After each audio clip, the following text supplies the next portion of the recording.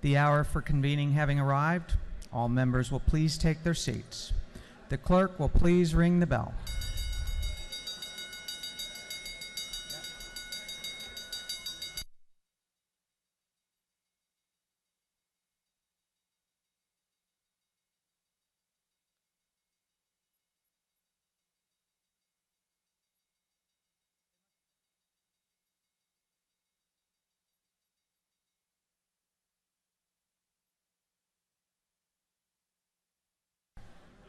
We're going to have the morning roll call. All members present will please vote green to signify their presence in the chamber. And the clerk will unlock the machines.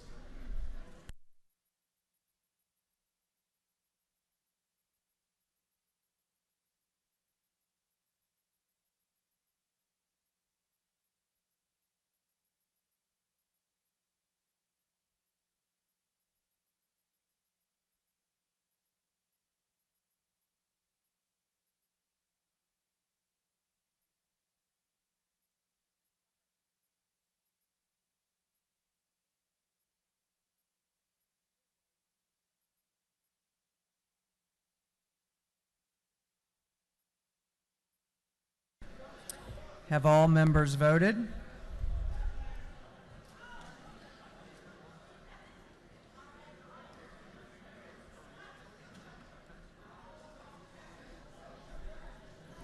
Have all members voted?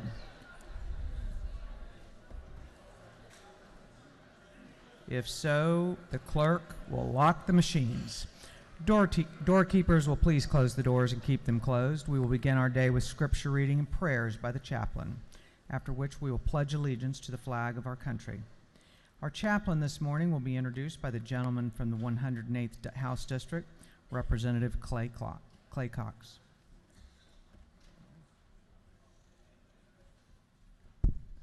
Thank you, Madam Speaker. Good morning, colleagues. It's not morning. Gotcha. Good afternoon. It's a pleasure this morning to introduce to you Pastor Tony Dyer of Lilburn Christian Church. He's joined this morning by his lovely wife, Debbie. Debbie, if you'd stand, let us honor you and welcome you to the house.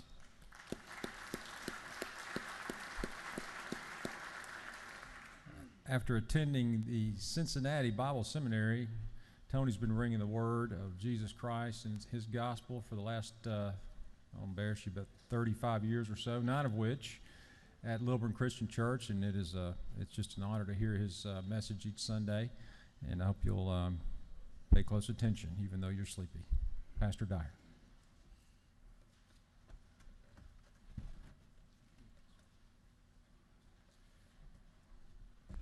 Well, preachers are strange birds.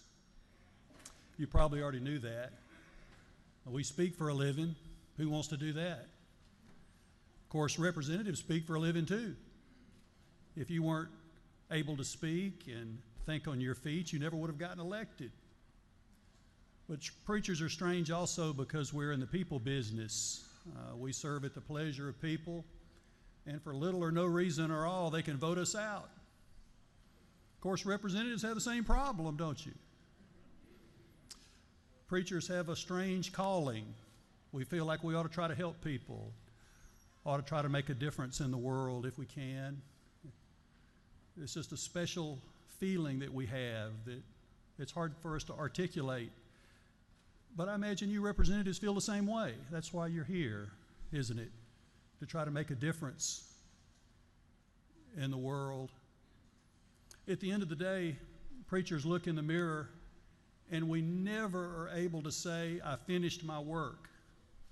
I loved on all the people I was supposed to love on. I organized all the events I was supposed to organize. I completed everything that I needed to do today. I can never say that at the end of the day. And I imagine life as a representative is much the same, isn't it? I heard y'all had a late night just last night. And preachers feel exhausted and broken themselves and wonder often, how can we minister and serve other people when we are so exhausted and so broken? And maybe representatives feel the same. I don't know. Now, how are we going to serve people you and me, if we're exhausted and broken. How can we do that? Well, I can imagine you know what I'm going to suggest, but before I suggest what I'm going to suggest, I ask you, what do you lean on? Where do you find rejuvenation? Where do you find refueling? How do you recharge your batteries? What do you lean on in your life? Allow me to give you a metaphor to hold on to. How about if you were to have a meal with Jesus? I love the thought of that, sitting at a table and eating with Jesus. And the scriptures are filled with Jesus eating meals with people. He never wanted just to meet people or to have people know a few important facts about him, but he wanted to go to their house and sit down to dinner with them and share with them. It's amazing how many meals Jesus ate with people in the Gospels. When he met Zacchaeus, the wee man that was up in the tree, Jesus didn't say, "Nice to see you today, Zacchaeus," but he said, "You come down, I'm going to your house, man, and me and you are going to sit down at the table together." Another tax collector named Matthew, Jesus went and ate at his house too, and some of Matthew's hurly-burly friends were there, and they ate together. The first miracle Jesus ever performed was at a wedding feast, at a meal. One time Jesus went to a meal at a Pharisee's house. The Pharisees were his mortal enemies. They hated him, and he went to the meal there anyway. And while he was there eating with the Pharisees, a prostitute came in, of all people. And the prostitute sat at the feet of Jesus and ate the meal with him. And she wept, and her tears splashed on his feet. And she took out perfume and anointed his feet with the perfume, and then wiped her feet with his hair. Jesus would eat with anybody, anywhere. And it was not just because he wanted them to have a better life or have some stress management technique. He wanted to give them life in the first place. He wanted to make a life and death difference in their lives. A favorite Bible verse of mine, and maybe it's a favorite of yours, is Revelation 3:20, where the scripture says, "Here I am, I stand at the door and knock. And if anyone hears my voice and opens the door, I will come in and eat with that person and they with me." That's a beautiful picture, isn't it? You and I opening the door to our hearts and letting Jesus come in and have a meal with us in our own homes, sharing together at the table. Holman Hunt was a painter in England a couple hundred years ago, and he produced a famous painting called "The Light of the World." And in the painting, you can see Jesus standing there, and he's got a lantern in one hand, and he's got his hand up as if to knock on a door in the other. And in fact, he's standing in front of a door, which is very interestingly painted.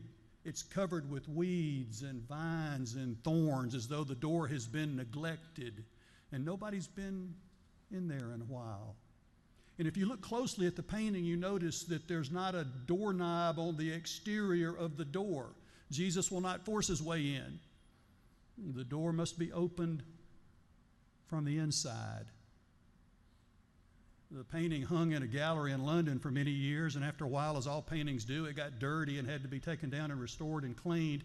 And the guy doing the restoration noticed something interesting. When he took the frame off of the picture and the edge of the painting was exposed, you could see a message that had been written there, and only the original painter would have ever had access to that part of the picture. And this is what the message said. It said, "Forgive me, O Lord, for having waited so long." I wonder if there's some preachers somewhere that need to go have a meal with Jesus and open the door to their heart. I wonder if there's some representatives somewhere that need to do that. We know a lot about Jesus. We've heard of him. We've seen him. He wants so much more. He wants a relationship with us, an everyday thing, every day to eat a meal with Jesus and let him restore us and heal our souls and our broken hearts, him revive us from our exhaustion. Friends, it would be a great thing if I would open up the door to my heart every day to Jesus, and it'd be a great thing if you did that too. In fact, I encourage you to do that right now. Would you stand with me as we have a word of prayer? Let's bow and pray together. Father, we open up our hearts to you today. We don't want to just know about you. We want to know you. We recognize that there are plenty of things inside the doors of our lives that are not palatable. We're not feeling all that good about them. We thank you that you're a merciful and a gracious God, well able to heal and to cleanse and forgive. We thank you that Jesus wants to eat with any of us, whoever we are, whatever the color of our skin, whatever our gender, wherever we're from. We thank you that he makes himself available to us. And I pray for each member of this chamber today that you would show yourself strong in their lives and that you would bless them and take care of them. I pray for their spouses and children and families. I pray for the work that they do that's so important. I pray that you give them wisdom and vision, strength to represent and to serve the people that you called them to serve. But most of all, I pray for them spiritually, that they would come to know Jesus as their Lord and Savior. Let it happen today, we pray, for Christ's sake. Amen. Join me as we pledge.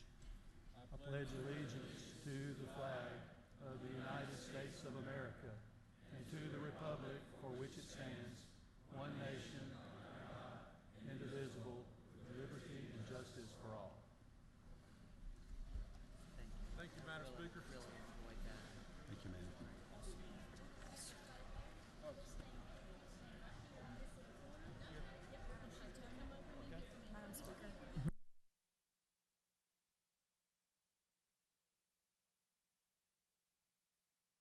Doorkeepers will unlock the doors.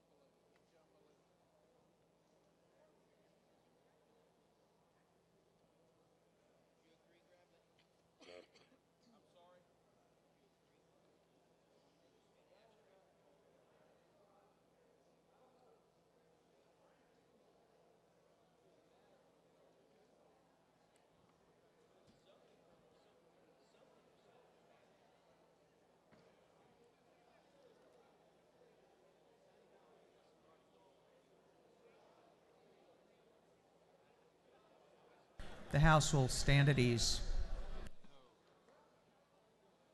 Well, they didn't do my little thing yet, but that's okay. It's unusual. All right, let's go around. Betsy, why not there to help her? I was trying to forget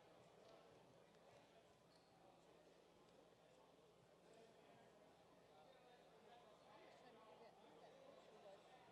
He didn't even look familiar, and I thought my eyes. Jeff May. What's his name? Jeff what? May, M-A-Y, or M-A-Y-E.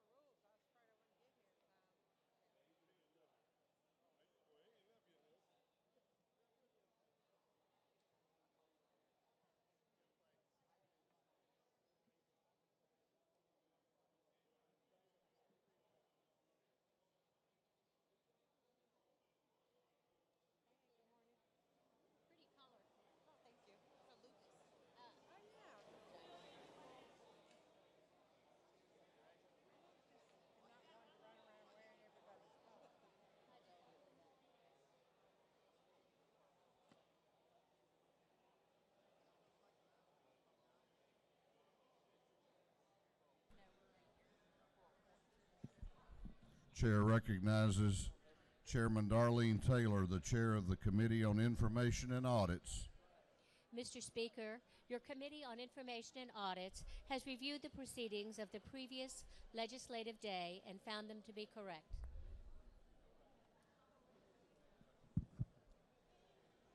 Chairman Taylor, the Chair of the Committee on Information and Audits, reports that the journal of the previous legislative day has been read and found to be correct. Is there any objection to the confirmation of the journal? The chair hears none and the journal is confirmed.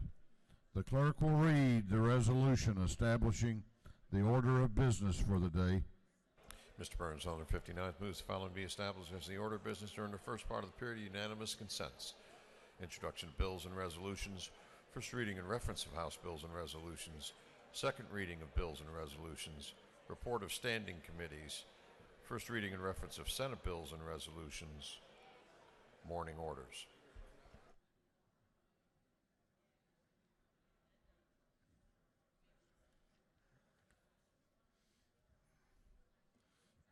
Is there any objection to the adoption of the resolution establishing the order of business for the day?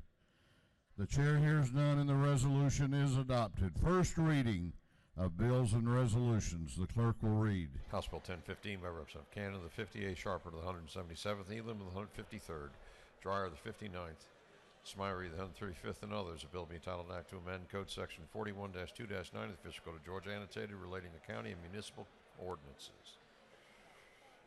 Governmental Affairs. House Bill 1016 by Representative Petrie, the 166th, and Stevens, the 164th. Bill being entitled Act to amend Code Section 35-823 of the Official Code of Georgia, annotated, relating to basic training course for communications officers. Public Safety and Homeland Security. House Bill 1017 by Representative Rhodes, the 120th. Bill being entitled Act to amend an act provide for a new charter for the city of Greensboro. Intergovernmental Coordination. House Bill 1018 by Representative Mitchell, the 88th. A bill being entitled Act to amend Code Section 40-5-22 of the Official Code of Georgia, annotated, relating to persons not to be licensed.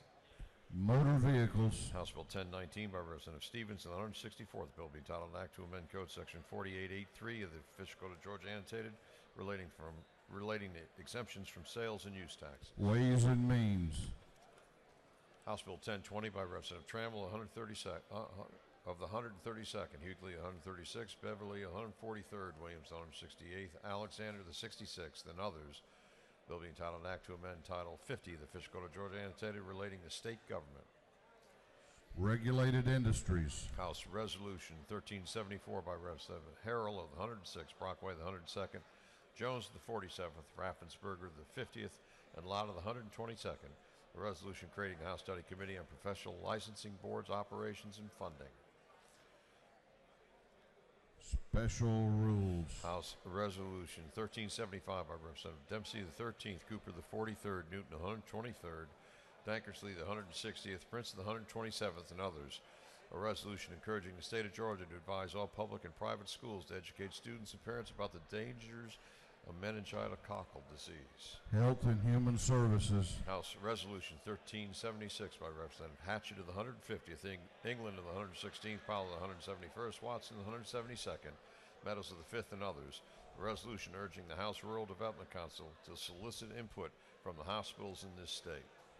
Health and Human Services. House Resolution 1397 by Representative Dickey, the 140th, McCall, the 33rd, England, the 116th, Watson, the 172nd, Nimmer, the 178th, and others.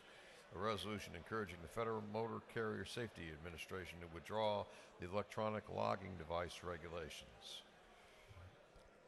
Agriculture and Consumer Affairs. House Resolution 1398 by Representative Dollar of the 45th, Stevens of the 164th, Fry of the 118th, Newton of the 123rd, Gilliard of the 162nd, and others. A resolution creating the House Study Committee on Short-Term Rental Providers. Regulated Industries. House Resolution 1399 by Representative Trammell of the 132nd, Hughley of the 136th, Beverly of the 143rd, Williams of the 168th, Alexander of the 66th, and others. A resolution proposing an amendment to the Constitution so as to authorize the General Assembly to provide by law for casino gambling. Regulated Industries. Senate Bill 39 by Senator Underman of the 45th, Schaefer of the 48th, Beach of the 21st, Orrock of the 36th, Butler of the 55th, and others. Bill being entitled Act to amend Code Section 16613, the official code of Georgia annotated relating to penalties for violating Code Section 16609 through 16612. Judiciary non-civil. Senate Bill 228 by Senator McCoon of the 29th. Bill being entitled Act to amend Title 40, the official code of Georgia annotated relating to motor vehicles. Rules. Senate Bill 232 by Senator Gucci of the 51st, Wilkinson of the 50th, Harper of the 7th, Lucas of the 26th, Burker of the 11th, and others. Bill being entitled Act to enact the Facilitating Internet Broadband Rural Expansion Act. Ways and Means. Senate Bill 236 by Senator James of the 35th, Red of the 33rd, Jones of the 22nd, Davenport of the 44th, Orrock of the 36th. Bill being entitled Act to amend Code Section 4631 of the official code of Georgia annotated relating to driving under the influence of alcohol and drugs. Juvenile Justice. Senate Bill 318 by Senator Red of the 33rd, Underman of the 45th, Burke of the 11th, Mullis of the 53rd, Brass of the 28th, and others. Bill being entitled Act to amend Title 37 of the official code of Georgia annotated relating to mental health. Health and Human Services. Senate Bill 335 by Senator Underman of the 45th, Miller of the 49th, Butler of the 55th, McCoon of the 29th. Bill being entitled Act to amend Code Section 16546, the official code of Georgia annotated relating to trafficking of persons. Judiciary non-civil. Senate Bill 336 by Senator Underman of the 45th, Miller of the 49th, Butler of the 55th, and McCoon of the 29th. Bill being entitled Act to amend Article 1 of Chapter 3, Title 35, official code of Georgia annotated relating to general provisions relative to the Georgia Bureau of Investigation. Judiciary non-civil. Senate Bill 349 by Senator Jackson of the 2nd, Jones of the 10th, Anderson of the 43rd, Harbison of the 15th. Bill being entitled Act to amend Chapter 17 of Title 45 of the official code of Georgia annotated relating to notaries public. Defense and Veterans Affairs. Senate Bill 351 by Senator Underman of the 45th, Hofstetler of the 52nd, Kirk of the 13th, McCoon of the 29th, Sims of the 12th, and others. Bill being entitled Act to amend Chapter 26 of Title 43 of the official code of Georgia annotated relating to nurses. Health and Human Services. Senate Bill 354 by Senator Jackson of the 2nd, Jones of the 10th, Watson of the 1st, Red of the 33rd, James of the 35th. Bill being entitled Act to amend Code Section 2421 of the official code of Georgia annotated relating to tuition fees. Higher Education. Senate Bill 358 by Senator Red of the 33rd, Kennedy of the 18th, Ligon of the 3rd, Mullis of the 53rd, and Jones of the 22nd. A bill being entitled Act to amend Chapter 60 of Title 36 and Code Section 45.8.14 of the official code of Georgia annotated relating to general provisions relative to provisions applicable to counties and municipal corporations. Banks and Banking. Senate Bill 359 by Senator Hofstetler of the 52nd, Burke of the 11th, Watson of the 1st, Kirkpatrick of the 32nd, Henson of the 41st, and others. A bill being entitled Act to amend Title 33 of the official code of Georgia annotated relating to insurance. Insurance. Senate Bill 382 by Senator Martin of the 9th, Strickland of the 17th, Walker of the 20th, Kirk of the 13th, Miller of the 49th, and others. Bill being entitled Act to amend Code Section 4331 of the official code of Georgia annotated relating to definitions relative to optometrists. Health and Human Services. Senate Bill 385 by Senator Jones of the 25th, Black of the 8th, Harper of the 7th, Lucas of the 26th, Ginn of the 47th, and others. Bill being entitled Act to amend Code Section 12.839, official code of Georgia annotated relating to cost reimbursement fees and surcharges. Natural Resources and Environment. Senate Bill 386 by Senator Beach of the 21st, Gucci of the 51st, Miller of the 49th, Cowser of the 46th, and Mullis of the 53rd. Bill being entitled an Act to amend Chapter 8 of Title 48 of the official code of Georgia annotated relating to sales and use taxes. Transportation. Senate Bill 391 by Senator Beach of the 21st. Bill being entitled an Act to amend Part 1 of Article 2 of Chapter 10 entitled 32 of the official code of Georgia annotated relating to general provisions relative to the state rolls and tollway authority. Transportation. Senate Bill 396 by Senator Schaefer of the 48th, Ginn of the 47th, Ligon of the 3rd, Utterman of the 45th, Payne of the 54th, and others. Bill being entitled an Act to amend Part 1A of Article 2 of Chapter 5 of Title 46 of the official code of Georgia annotated relating to the telephone system for the physically impaired. Energy, Utilities, and Telecommunications. Senate Bill 401 by Senator Tippins of the 37th, Wilkinson of the 50th, Sims of the 12th, Miller of the 40th, Tate of the 38th, and others. Bill being titled Act to amend Code Section 22-327 of the Official Code of Georgia annotated relating to recognition of advanced proficiency honor courses. Education. Senate Bill 403 by Senator Thompson, the 14th, Brass, the 28th, Mullis, the 53rd, Albers, the 56th, Beach, the 21st, and others. Bill being titled Act to amend Chapter 2 of Title 21 of the Official Code of Georgia annotated relating to primaries and elections generally. Governmental Affairs. Senate Bill 404 by Senator Brass, the 28th, Harper, the 7th, Albers, the 56th, Mullis, the 53rd, Jones, the 25th, and others. Bill being titled Act to amend Part 5, Article 3 of Chapter 5 of Title 12. The Official Code of Georgia annotated relating to public water systems. Governmental Affairs. Senate Bill 411 by Senator Jackson II, Henson the 41st, Jones the 10th. The bill being titled Act to amend Title 45 of the Official Code of Georgia annotated relating to public officers and employees. Human Relations and Aging. Senate Bill 414 by Senator Tippins the 37th, Miller the 49th, Kirker the 13th, Schaefer the 48th, Black of the 8th, and others. Bill being titled Act to amend Chapter 17 to Title 43 of the Official Code of Georgia annotated related to charitable solicitations. Governmental Affairs. Senate Bill 420 by Senator Redd of the 33rd, Burke of the 11th, Jones the 22nd, Alderman of the 45th, Harbison the 15th, and others. Bill being titled an Act to amend Article 1 of Chapter 1 of Title 31 of the Official Code of Georgia annotated relating to the general provisions regarding health. Judiciary. Senate Bill 425 by Senator Gooch of the 51st, Walker the 20th, Miller the 49th, Kirk of the 13th, Albers the 56th, and others. Bill being titled Act to amend Title 43 of the Official Code of Georgia annotated relating to professions and businesses. Regulated Industries. Senate Bill 426 by Senator Gooch of the 51st, Cowser of the 46th, Miller of the 49th, Kennedy of the 18th, Dugan of the 30th, and others. Bill being titled Act to amend Title 36 of the Official Code of Georgia annotated relating to local government.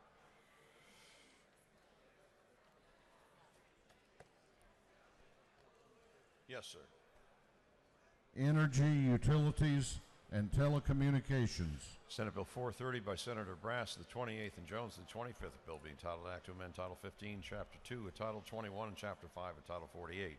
The Official Code of Georgia annotated relating to courts, primaries, and elections generally. Governmental Affairs. Senate Bill 431 by Senator Tillery, the 19th, Ligon of the 3rd, Acuna the 29th.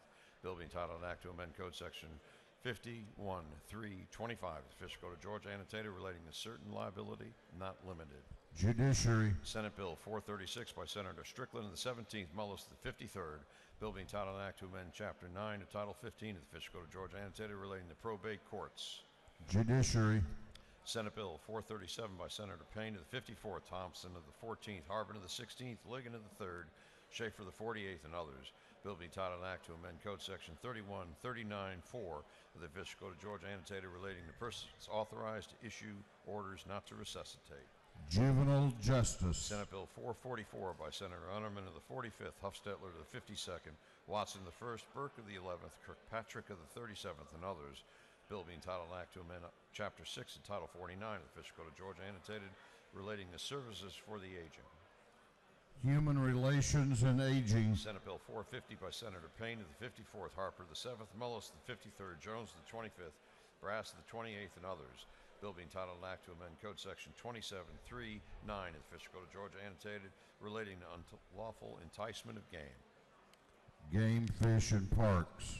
Senate Bill 451 by Senator Walker of the 20th, Martin of the 9th, Strickland of the 17th, Wilkinson of the 50th, Black of the 8th. Bill being titled an Act to amend Code Section 2627 of the Official Code of Georgia annotated relating to the State Soil and Water Conservation Commission. Natural Resources and Environment. Senate Bill 453 by Senator Tillery of the 19th, Gooch of the 51st, Cowser to the 46th, Kennedy the 18th, Miller of the 49th, and others. Bill being titled Act to amend Title 36 of the Official Code of Georgia annotated relating to local government. Governmental Affairs. Senate Bill 457 by Senator Tate of the 38th. Bill being titled Act to amend Code Section 22-1185 of the Official Code of Georgia annotated relating to school safety plans. Public Safety and Homeland Security. Senate Bill 460 by Senator Beach of the 21st. A bill being titled Act to amend an act known as the Metropolitan Atlanta Rapid Transit Authority Act of 1965. Transportation. Senate Bill 461 by Senator Stone of the 23rd. A bill being titled Act to amend Chapter 10 of Title 43 of the Official Code of Georgia annotated relating to barbers and cosmetologists. Regulated Industries. Senate Bill 463 by Senator Dugan of the 30th, Miller of the 49th, Gooch of the 51st. A bill being titled Act to amend Title 10 and 40 of the official code of Georgia annotated relating to commerce and trade in motor vehicles and traffic.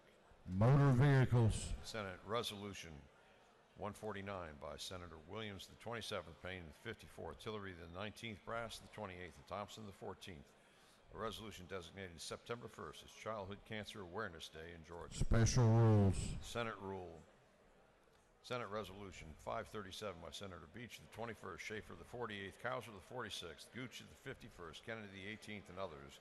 A resolution providing for the closure of certain state property to unauthorized transportation. Senate Resolution 681 by Senator Harbin, the 16th, Hill of the 4th, Alvarez, the 56th, Williams, the 27th, Mullis, the 53rd, and others. A resolution encouraging the United States Congress to perform the Parental Rights Amendment to the states for ratification. Juvenile justice. That completes first readers. Second reading of bills and resolutions. The clerk will read.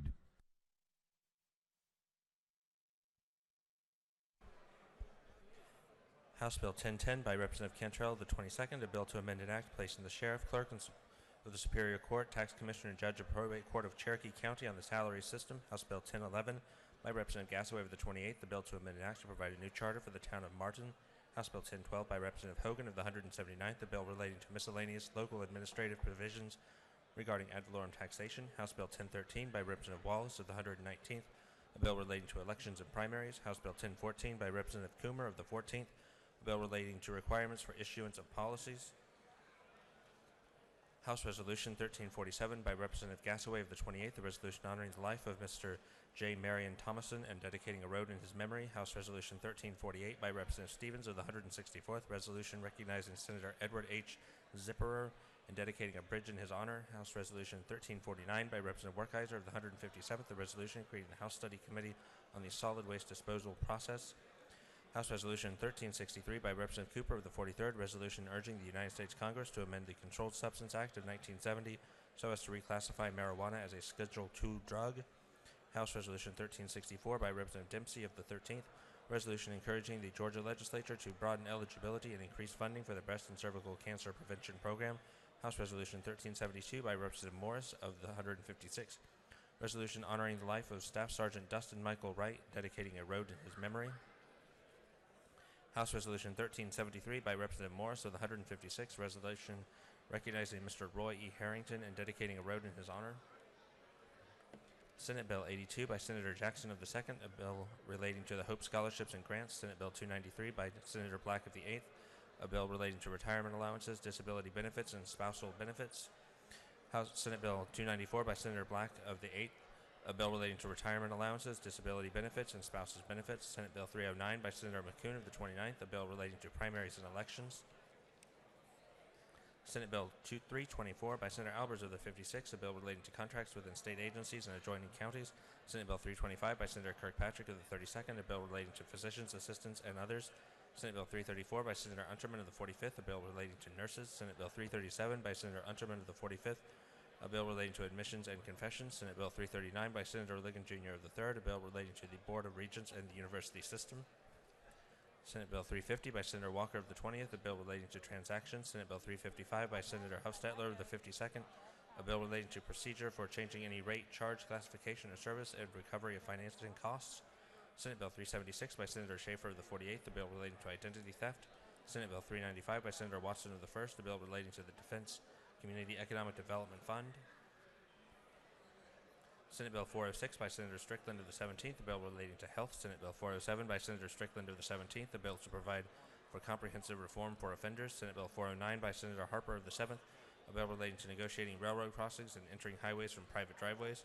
Senate Bill 422 by Senator Unterman of the 45th, a bill relating to clinical laboratories.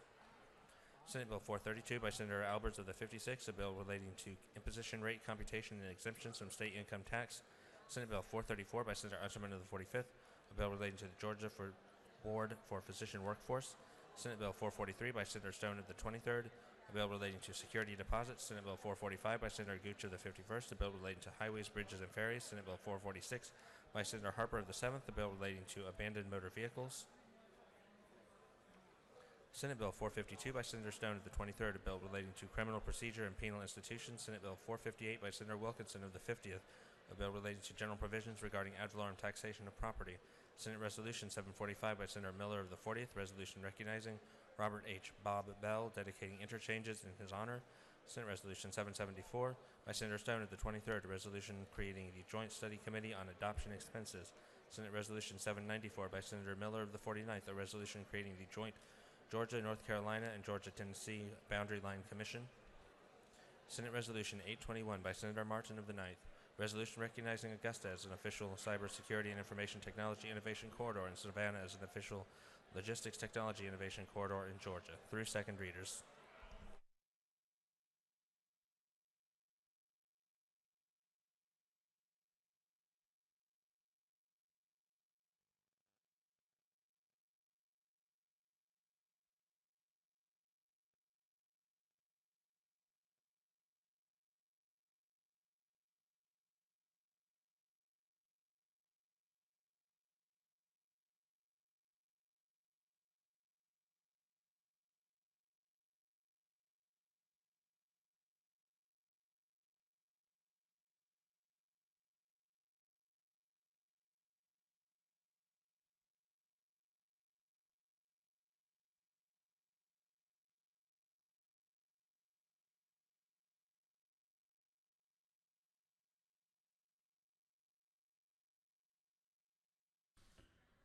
Reports of standing committees. The clerk will read. Representative James Powell of the 171st District, Chairman of the Committee on Ways and Means, submitted the following report. Mr. Speaker, Committee on Ways and Means has had under consideration the following bills of the Senate. This instructed me to report same back to the House with the following recommendations. Senate Bill 371, do pass. Respectfully submitted, J. Powell, the 171st District, Chairman. That completes the reading of the report of standing committees.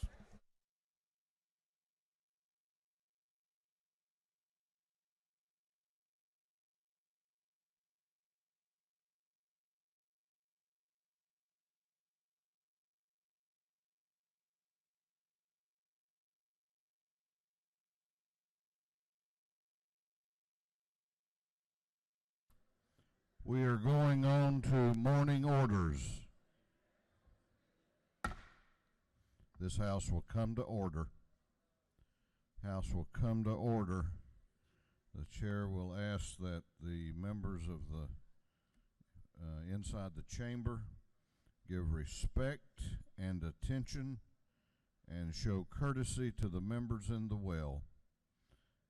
Chair recognizes for a morning order Chairman Ron Stevens, Representative Jeff Jones, Chairman Hitchens, Representative Gilliard, Representative Hogan, Representative Elam, and Representative Petrie.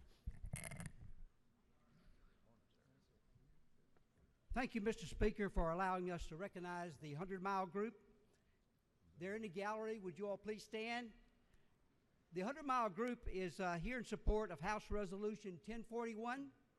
They feel strongly that offshore drilling within our narrow Georgia coastline will put in jeopardy our tourism on our Atlantic coast, our commercial and recreational fisheries, and our beautiful beaches. I wish to personally recognize my attorney, Jody Weathers. Jody, wave. He is a dedicated member of this group, and I thank you, Jody, and your group for coming to the People's House and sharing your message with us. Thank you. Thank you all very much. Super, super. Good job, buddy. Appreciate that. Thank you. Chair recognizes Representative Tarvin for a morning order. Thank you, Mr. Speaker. As hard as this will be to imagine, I want you to know that I'm looking at you, if you can stand to think about it when I say this. My first week here, first day in fact, my good friend Al Williams came to this lectern, and the speaker may not remember, but he leaned out over it, and I know it must have been out of order because he said, "My brothers and sisters," and then he turned around and said, "Sorry about that, Mr. Speaker." I promised him I would say that, but I can't. This is my first trip to this well in 5 years. You can bet if I'm up here, it's for a good reason. I love this body. I love this state. First of all, I want to give a little preamble to why I'm saying this. There's not a human on this earth that loves this country more than me. That includes the Constitution of this nation. There's nobody more Second Amendment than Steve Tarvin. I can promise you there is nobody to the right of me on the Second Amendment. I think a person ought to own any kind of weapon if they're law-abiding in this country. They're not going to harm anyone. I'm here to commend our governor.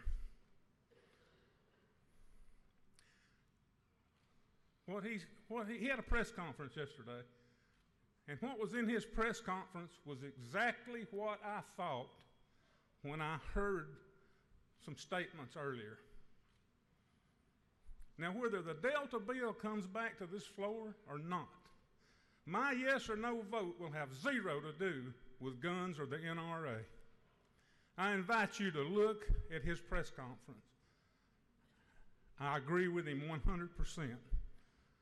And I yield the well, Mr. Speaker.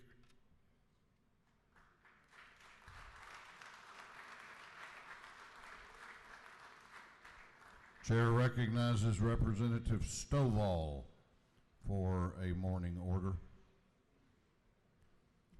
Thank you, Mr. Speaker and members. I'm excited about today. I have visits from District 74. They started off with Oliver Elementary School, our gifted students, about 65 students, but they had to go back to school. But I'm also excited about Forest Park High School PTSA, who are located up in the gallery. This particular PTSA won the 2017 Phoebe Apperson Hearst Award, which is the second best PTA in the nation. In the 2017 to 2019 National PTA School of Excellence, they raised their membership to over 1,300%, and they are joined today with with their president, Mrs. Arvis Potts Walker, and the vice president, Carolyn Mitchell.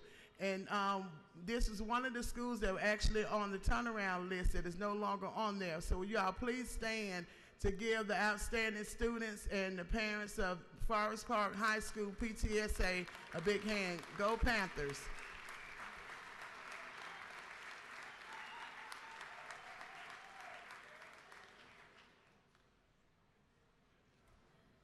Chair recognizes Representative Mike Glanton for a morning order. Thank you, Mr. Speaker. Ladies and gentlemen of the House, good afternoon. I rise today as a proud father. I to congratulate my youngest daughter, my baby girl, Staff Sergeant Nikki Glanton, who is stationed at Fort Stewart, Georgia, serving as a public affairs officer. She is promoted effective today, March the 1st, to Sergeant First Class. Sergeant First Class is the third highest enlisted rank in the Army. We are very proud of her and her service to our country. Go Army.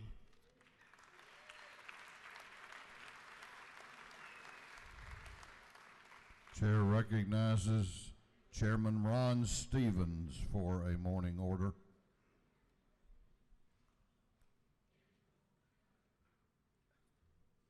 Thank you, Mr. Speaker. Just to take a moment.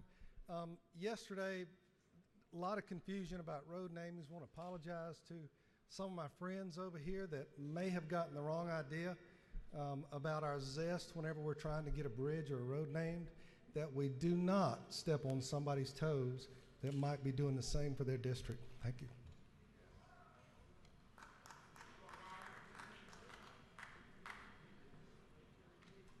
Chair recognizes Representative Burnow for a morning order.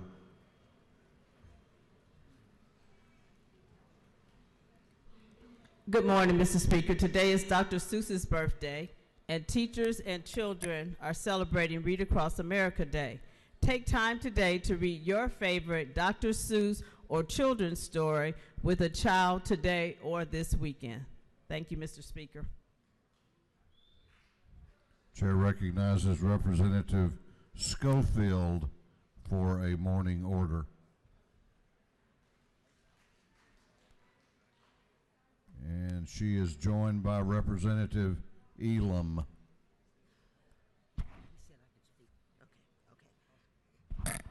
Thank you, Mr. Speaker and members of the House. Last year, this time, I sat in the gallery with a group of people dedicated to be advocates and fight for people living with lupus. We've been down here 11 years, and I'm happy to represent the Lupus Foundation and to declare that today is Lupus Awareness Day at the state capitol.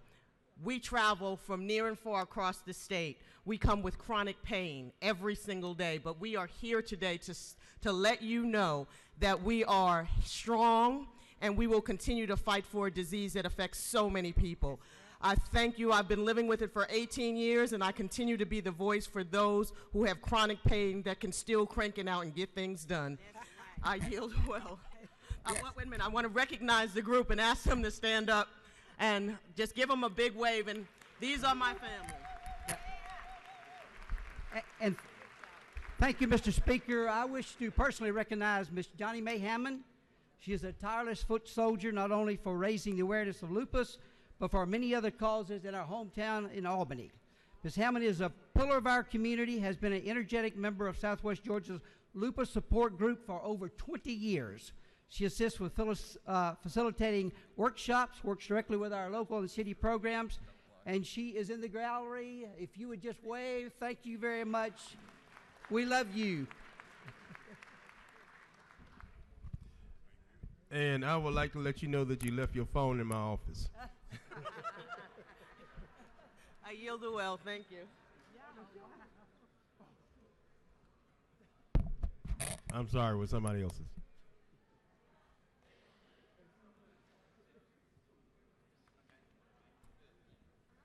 Chair recognizes Representative Sharper for a morning order, joined by Chairman Stevens.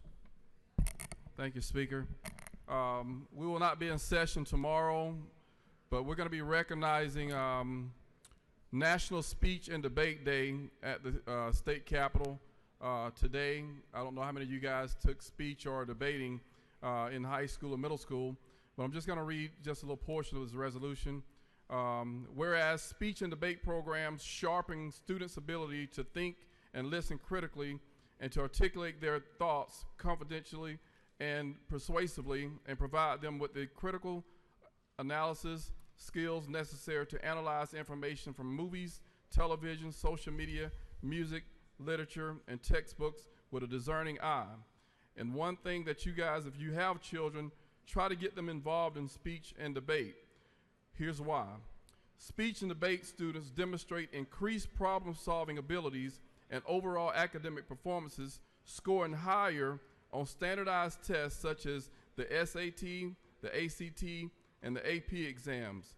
So personally, I'd like to thank Ms. Pamela Childress in Valdosta, Georgia, who is a big supporter of national speech and debate, and they compete from Valdosta High School throughout the entire country. So let's give those people a hand that are involved in speech and debate with our youth all across the country. Thank you so much.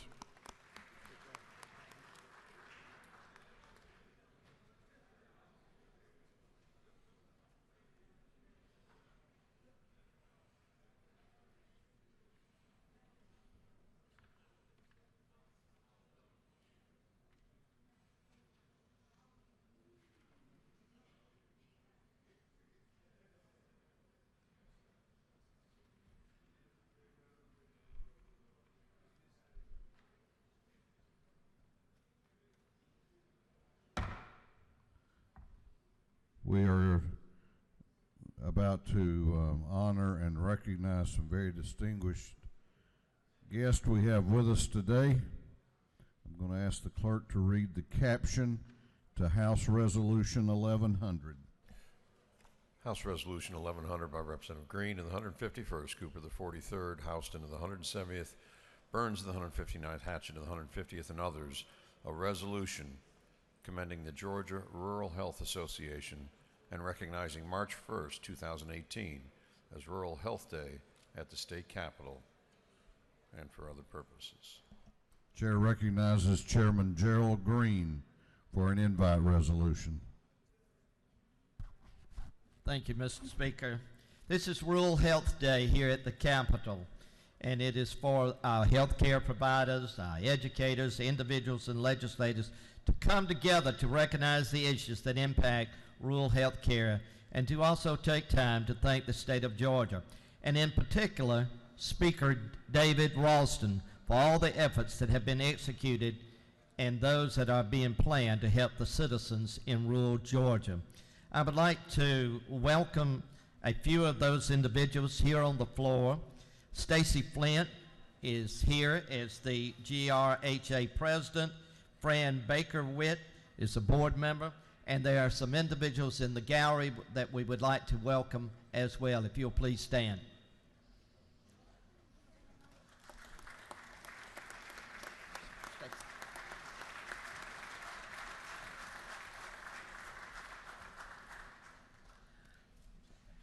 Good afternoon. My name's Stacy Flint. I'm the president of the GRA, Georgia Rural Health Association. We thank y'all for having us here.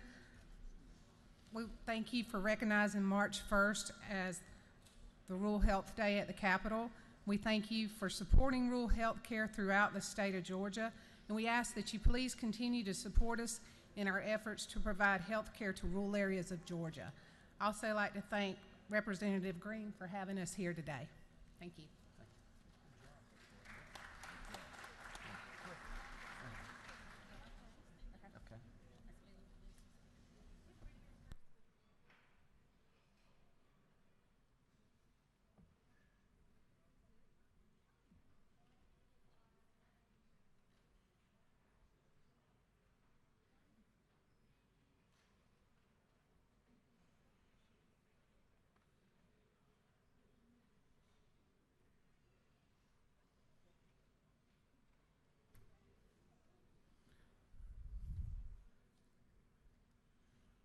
Clerk will read the caption to House Resolution 1251. House Resolution 1251 by Representative Taylor, the 79th, Jones the 47th, Knight of the 130th, Beskin of the 54th, Kelly the 16th, and others. A resolution recognizing the long and steady friendship between Georgia and Japan, shown by the 45th anniversary of the Office of the State of Georgia in Japan, and for other purposes. Chair recognizes Chairman Tom Taylor for an invite resolution.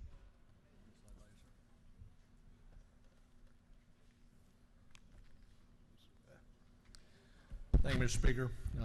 We've got a tight schedule today, so I'll be totally brief. Today is the anniversary, the 45th anniversary of the relationship between the country of Japan and the state of Georgia. Our first trade office outside of the state of Georgia was established in Tokyo 45 years ago. And we have the Consulate General established here 45 years ago, as well as by Governor George Busby. Just a few statistics. Basically, right now we have 638 Japanese companies, affiliated offices here now, employing about 38,000 Georgians, and nearly $12.1 billion in direct foreign investment last year. So I will turn it over to Watashi Tomodachi, my friend, Shinzuka-san, to a few more remarks. Thank you, Mr. Speaker. Thank you, Mr. Chairman.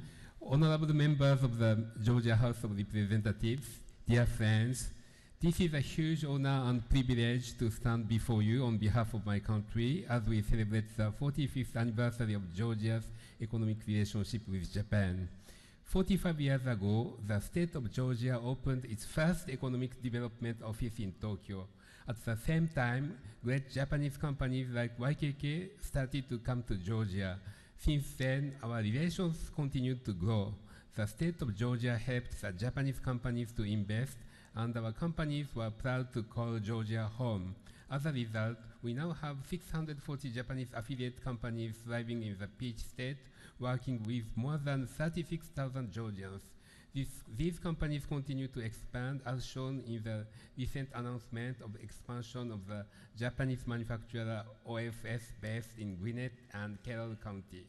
And the visit of Governor Deal to my country last year gave further momentum to our relationship. Today, Japan and Georgia are closer than ever. The Japanese community is proud to be part of the effort to make Georgia greater. The Japanese Chamber of Commerce in Georgia and the Japan-American Society of Georgia work to strengthen our economic ties and mutual understanding. And this summer, we will have a new state charter school with a dual immersion program in English and in Japanese for Georgian children. We look forward to working and thriving together with all other communities. Thank you again for this honor, and thank you for your continued support.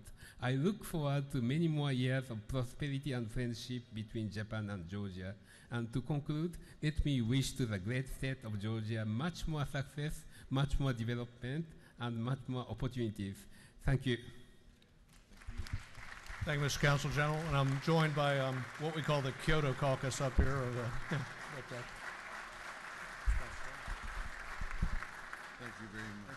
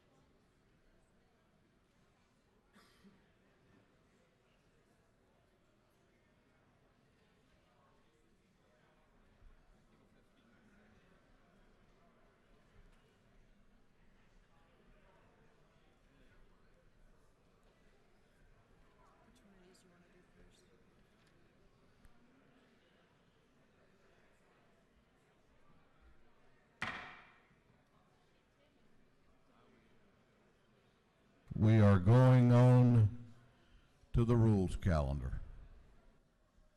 Going on to the rules calendar. The clerk will read the caption to Senate Bill 131.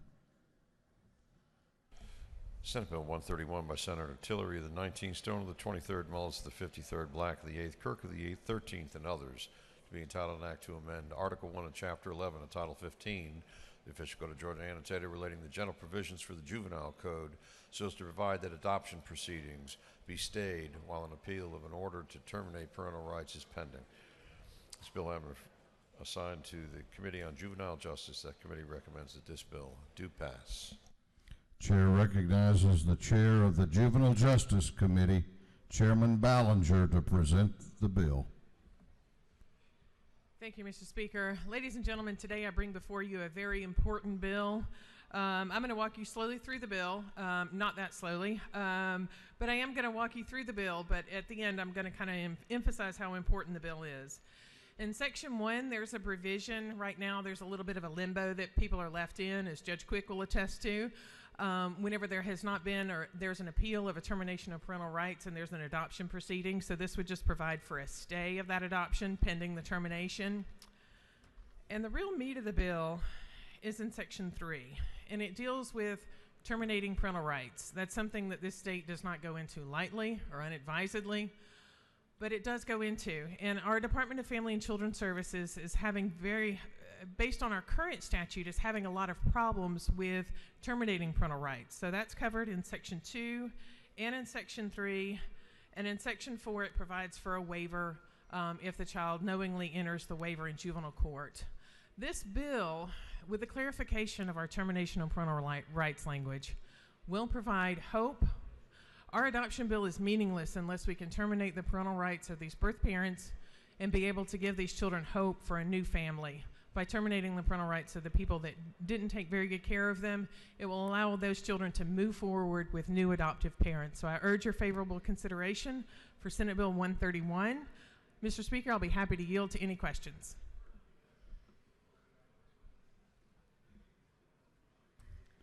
Chair do you yield for questions? Yes, sir, I do. Chair recognizes Representative Reeves to your right for a question. Thank you, Mr. Speaker. Does the gentlelady yield? I do, to my friend. Is it not true that I think this is a wonderful bill? If the gentleman knows of what he states. No further questions. Thank you. Please vote favorably for Senate Bill 131. Is there any objection to the previous question being ordered? The chair hears none. The previous question is ordered. Is there any objection to adopting the committee substitute? The chair hears none. The committee substitute is adopted. Is there any objection to agreeing to the report of the committee which was favorable to the passage of the bill? The chair hears none. The report of the committee is agreed to. Shall this bill now pass? All those in favor of the passage of the bill will vote aye. Those opposed will vote no. And the clerk will unlock the machines.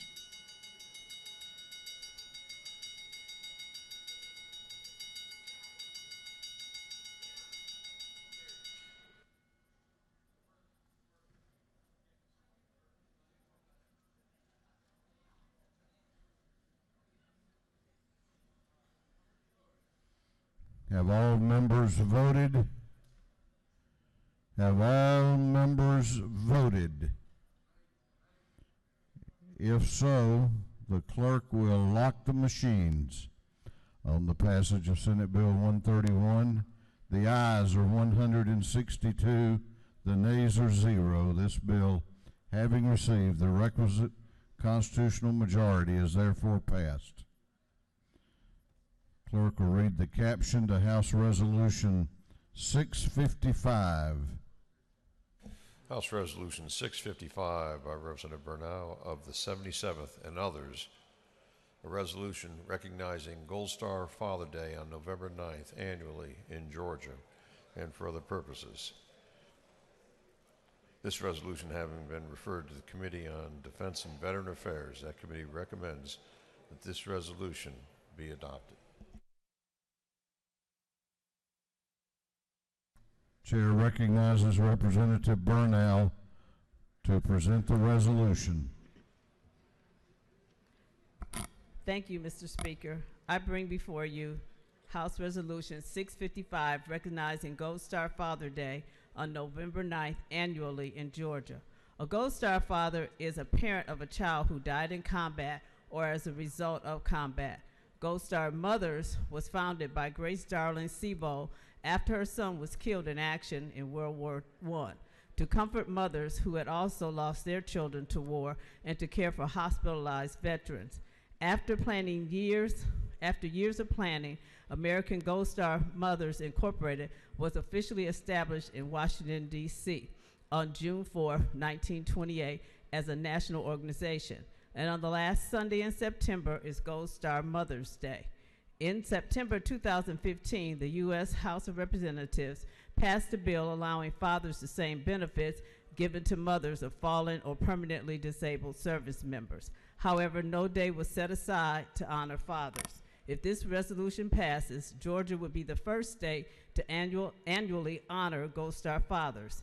On November 9, 2017, over 40 Gold Star fathers from all over the state of Georgia assembled at the Capitol to be recognized.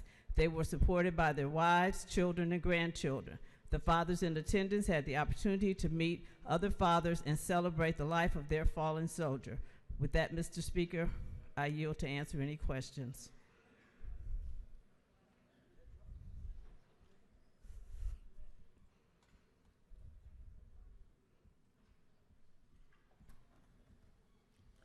You have no questions.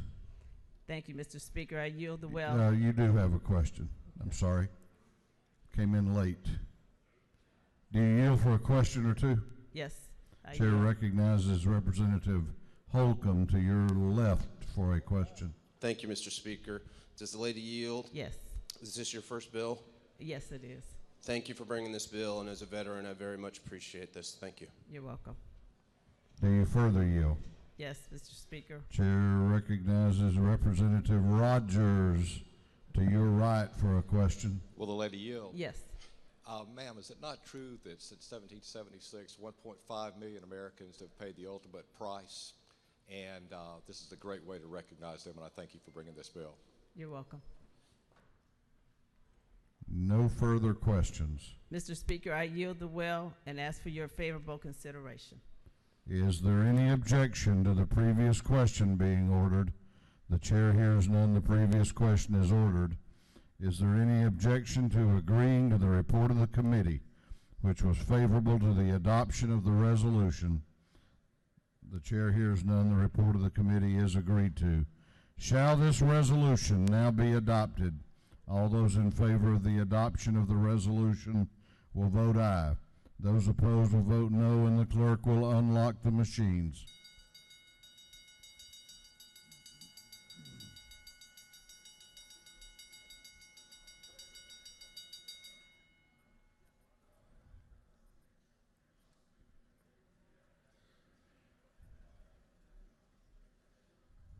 Have all members voted? Have all members voted? If so, the clerk will lock the machines on the adoption of House Resolution 655. The ayes are 161, the nays are 0.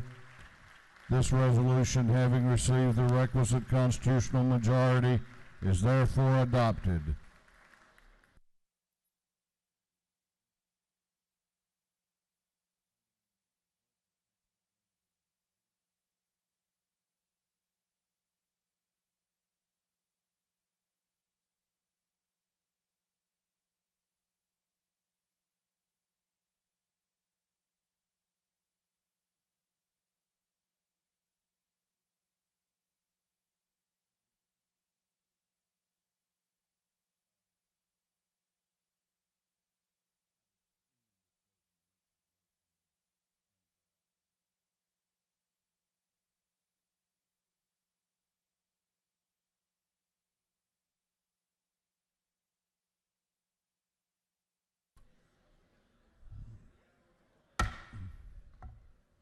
This House will be in order.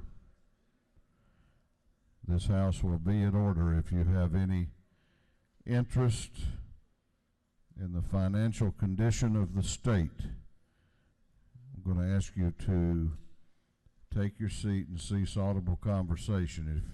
If that's not something that interests you, then we have food to eat out here.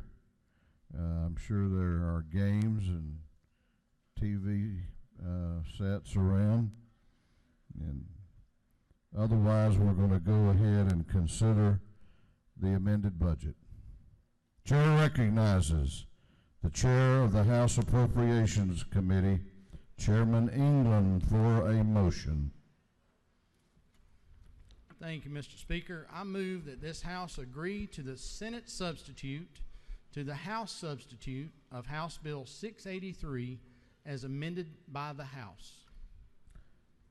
Chairman England has moved that this House agree to the Senate substitute as amended to the House substitute to House Bill 683. The clerk will read the caption. House Bill 683 by Representative Ralston the 7th, Jones the 47th, Burns the 159th, and others, to be entitled an act to amend an act making and providing appropriations for the state fiscal year beginning July 1st, 2017 and ending June 30th, 2018, known as the General Appropriations Act. The chair recognizes Chairman England to explain his motion. Thank you, Mr. Speaker. Ladies and gentlemen of the House, it's good to be before you. And it has been quite the journey to get us to this point. There have been a lot of moving pieces.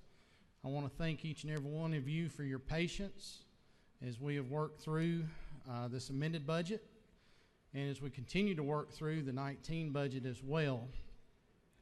Especially as I always try to start off doing, I want to thank our subcommittee chairs who are the ones that wind up seeing me every day, whether I'm grumpy or in a good mood.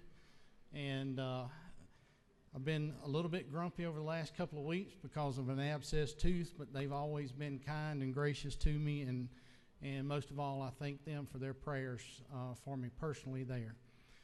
I want to thank our House Budget Office staff. Martha and Christine both head up an exceptional group of young folks that work all hours and tirelessly for what we do, and they fully understand that these are a couple of the only responsibilities we have as a legislative body is to take up these budgets.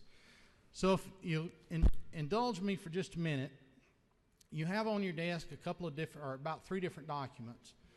One is kind of a bullet point sheet, just a summary of a lot of the things that have happened in this budget, in the FY18 budget, from the get-go, from the time we were here last year, and the things that some of the highlights of some of the changes we made to the document as we've walked through this document.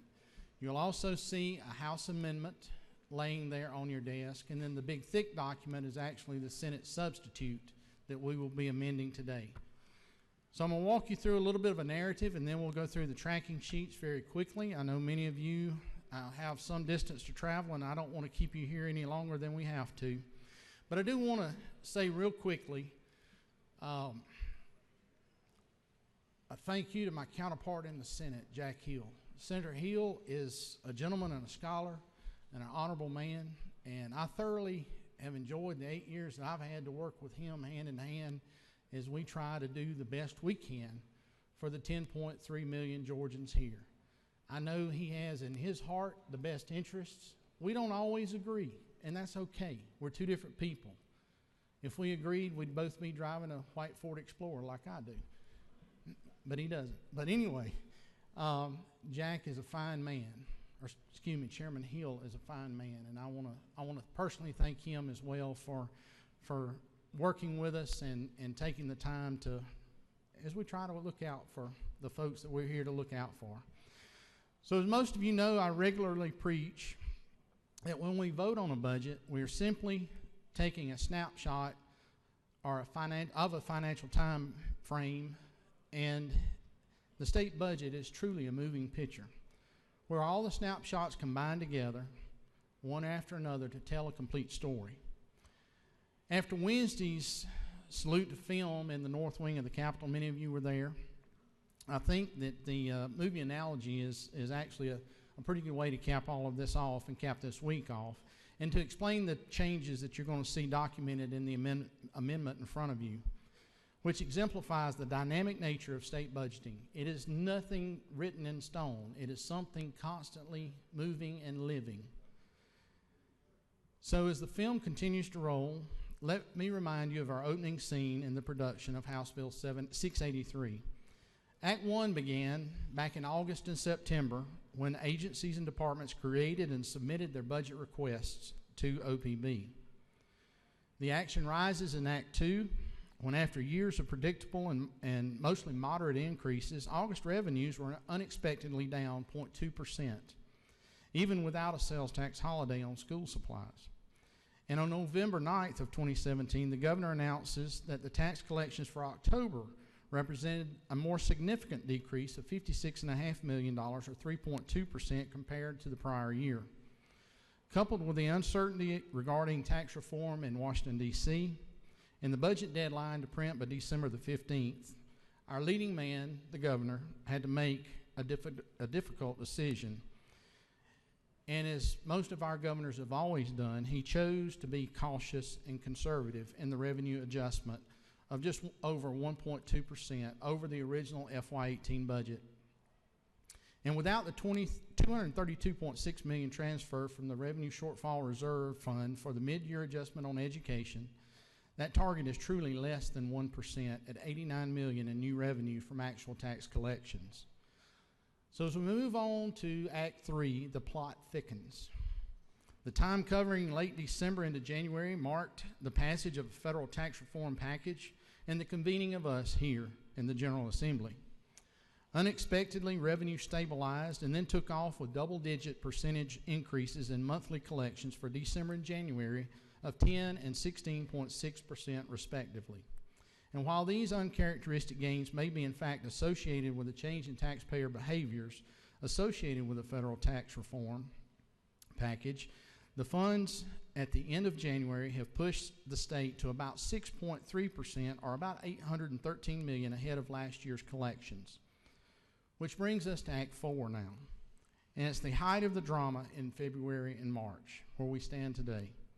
Your subcommittees of appropriations have worked through February to scrutinize revenues and projected impacts due to tax and policy changes, and we have scrubbed spending.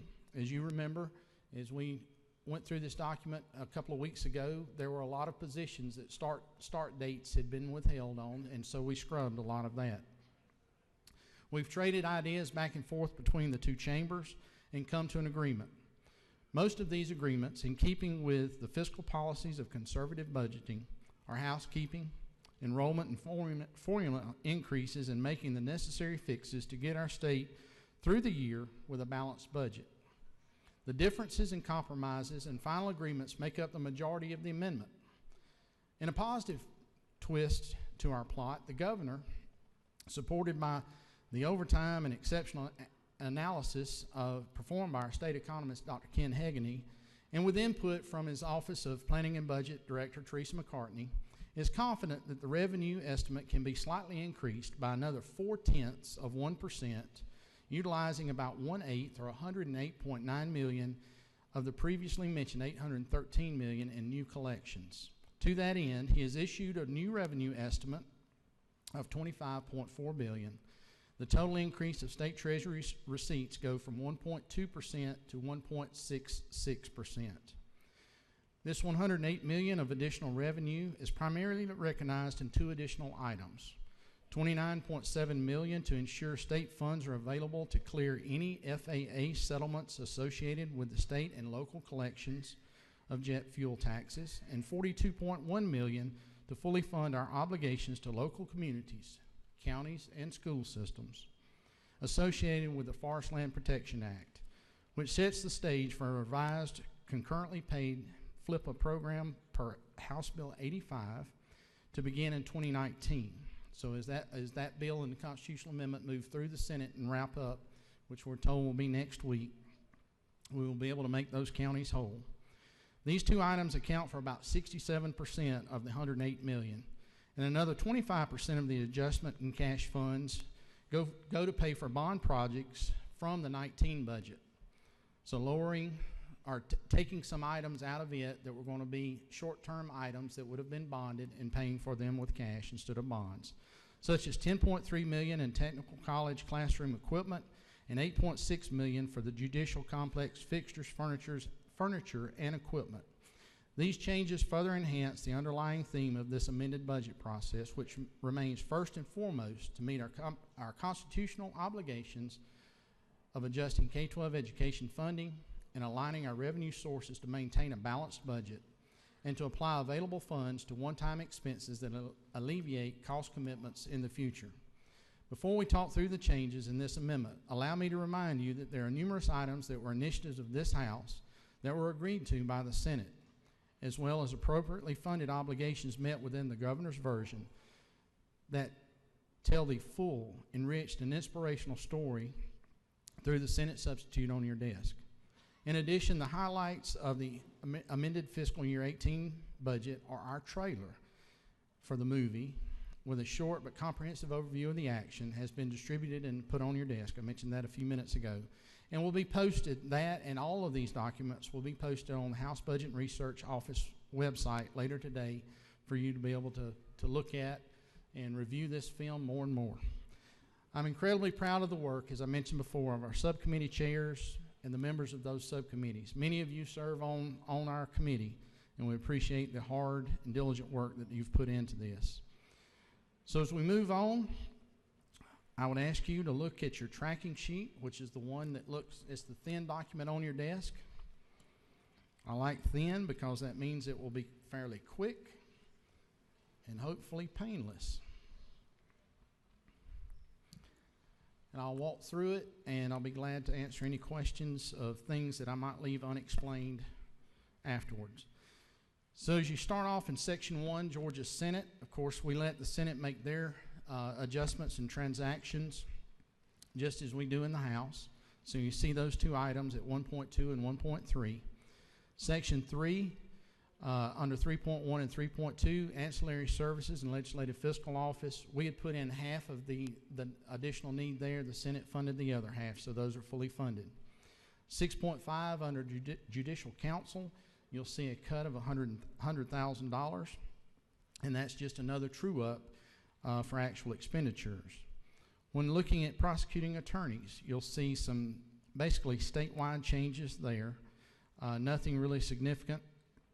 And a lot of times after we pass our version of the amended budget, the agencies will come back and say they need one more little tweak. But what we have done as well on the accountability courts, and you're going to see this in I think 3 different sections or 3 different places. As the Senate got into it after we'd gotten our version done and passed on to them, it was realized that those circuits that are named there were going to be certified at some point in the future. So what we've done is picked up from that projected certification date and funded from there going forward. You'll see another minor adjustment under Prosecuting Attorneys Council at 8.3, at 8.3.1 and 8.3.2. Superior Court judges, again, one of the adjustments dealing with the accountability courts. And at 9.3.6, you'll see another savings there dealing with actual start dates. So I mentioned a while ago in my opening comments about pulling forward some of the bond projects out of the 19 and going ahead and doing those with cash in the amended 18. So at 13.4 under the Department of Agriculture, you'll see some much needed renovations at some of the state farmers markets pulled forward there at $2.4 million. Under behavioral health, you'll see a Senate ad there that we did agree to dealing with the Albany Advocacy Resource Center to help them spool on up for some additional beds that they have put in place there to serve that part of the state. 15.4.3 under Adult Mental Health Services, another bond project that we in the House had pulled forward. The Senate had reversed it, but as the conference committee met, we came back to the House position there. 15.4.4, the House had added some additional money there for some of these crisis stabilization beds. This is the capital outlay to get those beds in place. It's not dealing with the continuing or ongoing cost of operating those beds, but it's what it takes to establish those beds and get those going. The Senate, while they had not added anything in their version, as we met and working through these differences, they agreed with us that that is something that is badly needed. As we travel the state this year with the Rural Development Council, I think at every meeting we had someone mention the mental health issue, mental health crisis in our state, and the need for additional services out there. So the Senate agreed with us there. Under 15.12.1, under the Georgia Council on Developmental Disabilities, that is actually, we refer to it as the EAGLE program. It's done in a partnership with Georgia Southern University. And what it is trying to help individuals that may have some type of developmental disability be able to get the training that they can do. They may be fully capable in many ways, but may have some type of physical ailment that keeps them from being able to do some traditional type jobs. And so what we're doing there is a partnership with Georgia Southern to help train some of those individuals to move forward in life. Under Section 16, Department of Community Affairs, 16.2.1, you'll see an ad there that I mentioned earlier in my opening comments dealing with the jet fuel and the FAA ruling on how sales tax is to be used.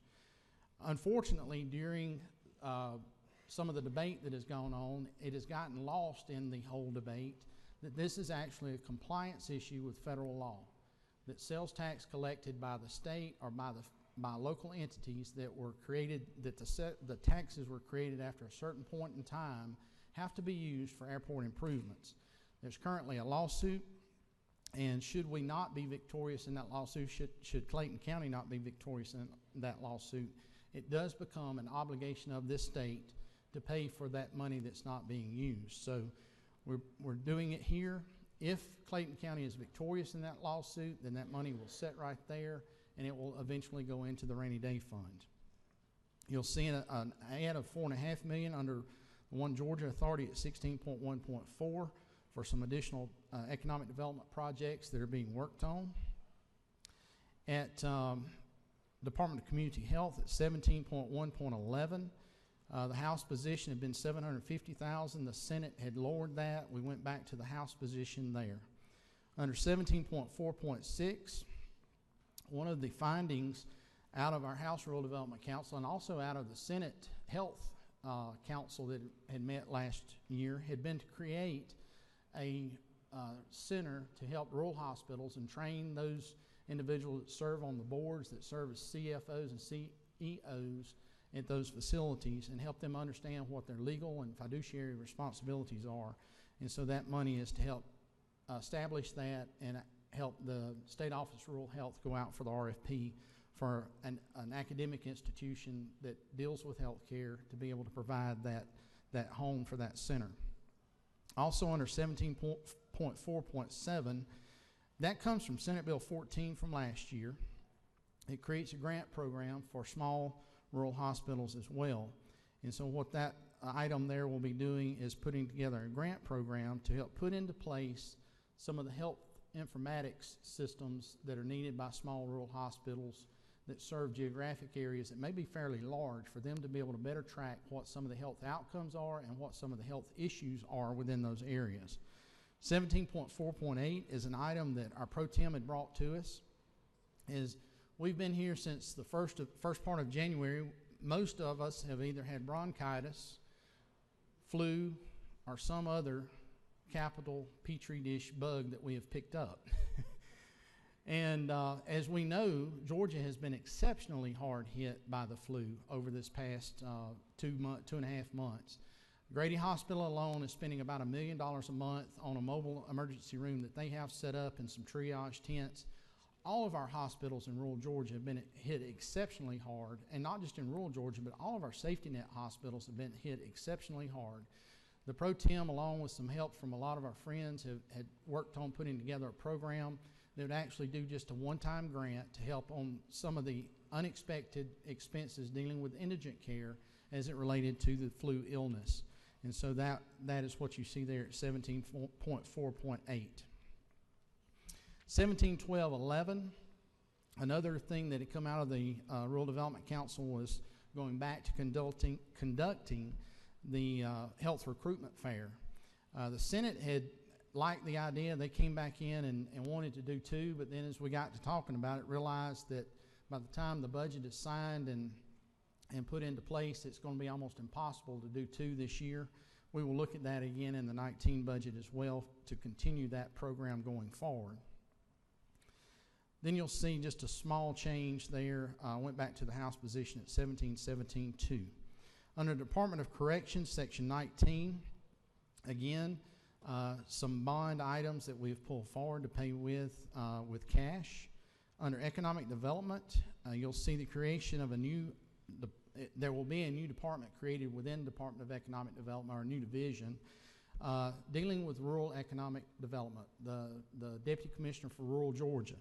And so that individual will be starting today, and I guess they're working for free until the governor signs the budget, but that's okay. But anyway, I want to thank the governor and Chris Riley and Teresa McCartney for understanding how important that the rural development initiatives that we've worked on so hard over this last year and going to be working on this year are to this body, and not only to the House but to the Senate as well, and for recognizing that and actually putting a dedicated individual at the Department of Economic Development then to go to work toward rural development going forward. 23.3, an additional $150,000 for some additional grants to communities there. 24.2.1 went back to the House position, which was also the governor's position under the audio-video grants. Under 24.3.3, we had added in the House an additional $500,000 for school buses.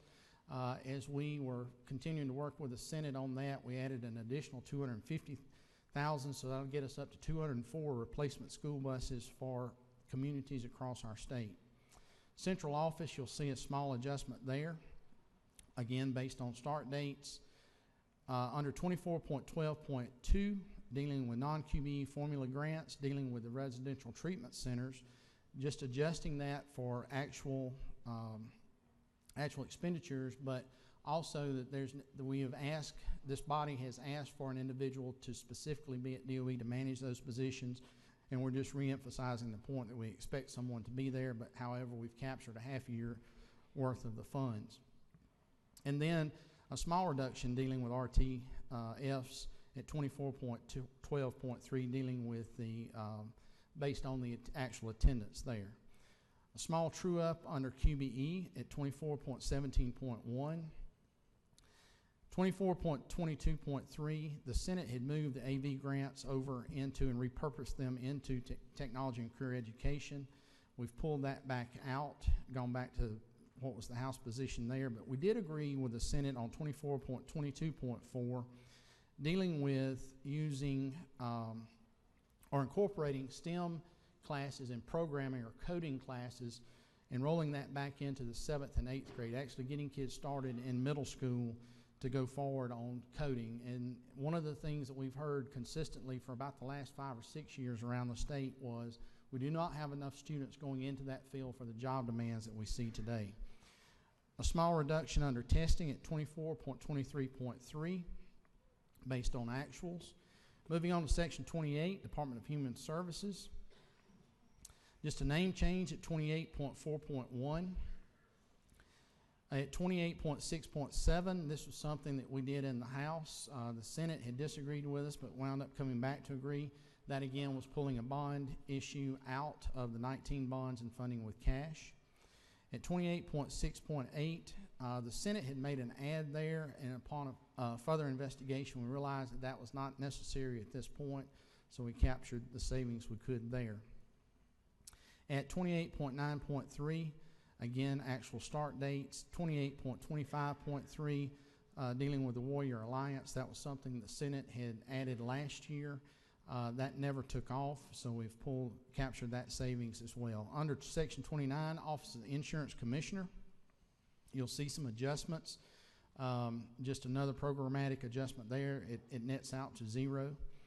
Under Juvenile Justice, you'll see at 31.3.3 is as we have expanded and worked on accountability courts, at the same time under criminal justice reform, Governor Deal and this body and the Senate have also done exceptional work on providing for educational type classes for individuals that are actually in our facility statewide.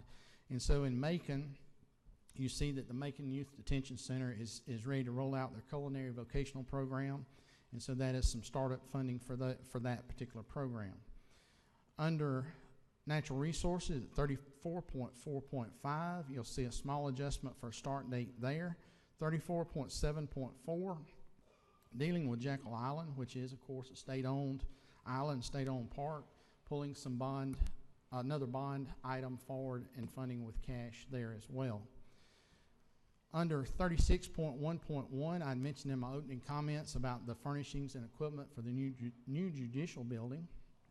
And so we've pulled it there, put it there, instead of using bonds to do that, paying for cash, so we're not paying interest on it going forward. 37.2.3, again, dealing with the accountability courts under public defenders, just truing it up for those actual certification dates. Under public health, 38.11.1, Office of Children and Families, we agreed not to take that cut there. Under the Firefighter Standards and Training Council, 39.6.5, there was some additional savings that the Senate had found, so we agreed with them there. Under 41.15.2, dealing with the Rural Prosperity, our Center for Rural Prosperity and Innovations, another recommendation of the House Rural Development Council. The Senate had cut a little bit there, but we wound up going back to the House position of $75,000 for the startup of that center in this fiscal year. 41.18.2, we had initially asked the regents to give us that study on professional degrees south of the line below Macon of September 1st. They came back, and it's going to be a little more detailed process than what we originally envisioned, so you'll see a date change there of October 1st, just delaying it just a little bit further. Under Vet Med, 41.19.1, you'll see another reduction for start dates. 42.2.1, that is the Forest Land Protection Grant money that I mentioned a while ago, and that is adding to what we already had in the amended budget to true up what is now a year and a half behind. This gets it up true to date. That again goes to your counties, and that again goes to your school systems. Many counties, I've heard from several of you that have counties with a high acreage of land that is in the Forest Land Protection Grant program, where those counties are having to do tax anticipation loans to get through until they get the check for the Forest Land Protection Grant. So we're going to true up and catch up on all of that. If you'll look at 42.6.5 and 8.3, just a change between programs, and that will address the new drive system, which is the vehicle titling program that will be used in the county offices. That helps to address some of the startup costs there and some of the connectivity issues as well. You'll see a true up under dual enrollment at 44.1.1. You'll see in 46.1.4, the Department of Labor was closing down a Department of Labor office in Cedartown, but it happened to be in an exceptional place for the technical college system to actually take over that facility and use it for a career center, so that's what we're doing there to help with that transition. 46.2.4, I don't know how many of you actually get to watch TV. I know very few of us get to watch the news or hardly any TV while we're up here. But the technical college system last summer started a very successful advertising program across the state. It's been targeted in media outlets, whether it be TV, radio, Facebook, those kind of things. It's been incredibly, incredibly successful. And one of the things that we learned last spring, not long after adjournment here, was we still, even though we all know about technical colleges in this room, so many Georgians do not understand what technical colleges have to offer. And so we thought, you know, we've spent a lot of money building facilities, we spend a lot of money operating those facilities, but yet there's still a ton of people in our state that do not know what the opportunities are for them in those facilities. So we're trying to get that word out. They've been doing an exceptional job of that. And with that means that you have to update equipment from time to time as well. So under 46.4.5, you'll see another bond that we've pulled forward from 19 of $10.3 million and to update equipment. Then looking at 47.6.4, as we got further into the process, realized that there were two other airports that did need some aid on runway extension, so we've added 2 additional airports there. Language item at 47.12.2, we've agreed to. Under veteran services, making sure that the men and women that have served our country and our state so admirably are taken care of. You'll see a small ad there to help pay for a survey on the subacute rehabilitation therapy unit at Georgia War Veterans Nursing Home. And then under veterans benefits, a true up for a new position that was added, just a true up for the start date. So ladies and gentlemen, that wraps up a walk through the tracking sheet, or excuse me, a walk through the amendment to the Senate substitute to House Bill 683. Mr. Speaker, if there are any questions, I'll be glad to try to answer those. You got a couple of questions. Do you yield? Yes, sir. Chair recognizes Representative Kelly to your left for a question. Will the gentleman yield? Absolutely. Thank you, Mr. Chairman. Isn't it true that you referenced the Department of Labor building that was closed in the city of Cedartown? Yes, sir. And wasn't that done without any notification? The commissioner decided to do that without notifying anyone in our delegation that was going to be done, without telling any of our local elected officials, and just did that kind of an rash decision? The gentleman knows of which he speaks. And isn't it true that I appreciate the effort that we've done to continue to build the workforce in my area? Thank you. Thank you. Do you further yield? Yes, sir.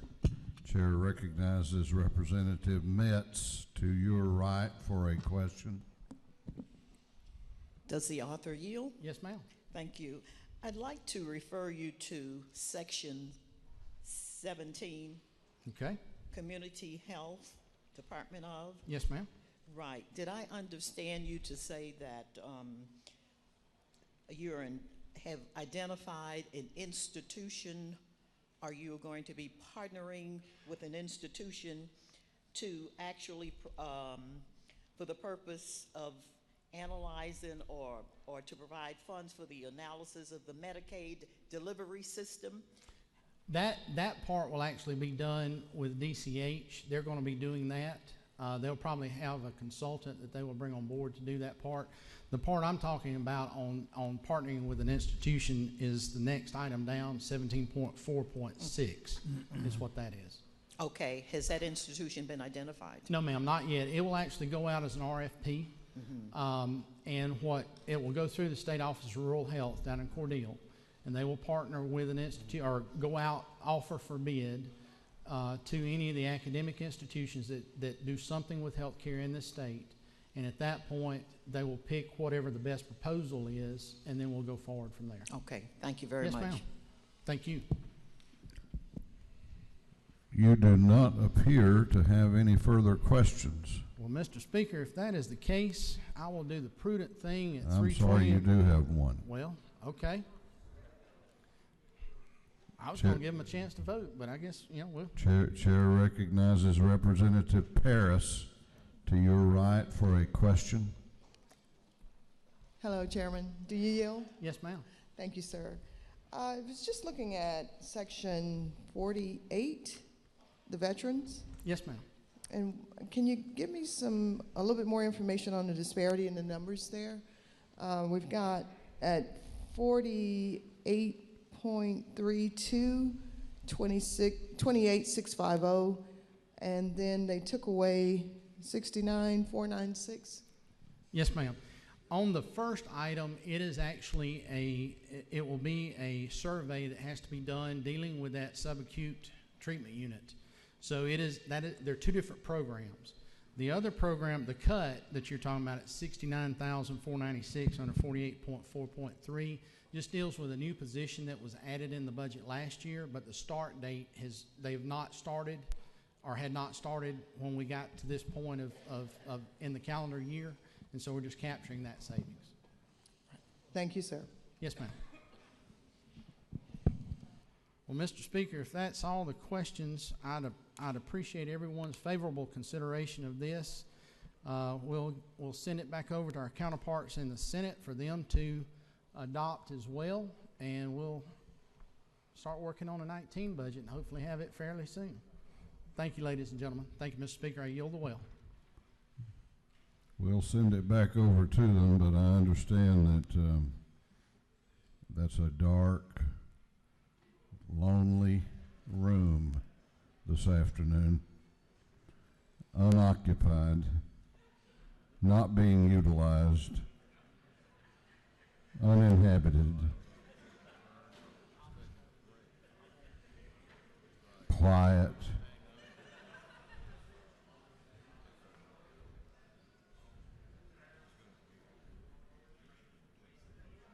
But we're going to do a little bit of work. The motion before the House by the gentleman is that this House agree to the Senate amendment, Senate sub as amended by this House. All those in favor of the motion will vote aye. Those opposed will vote no, and the clerk will unlock the machine.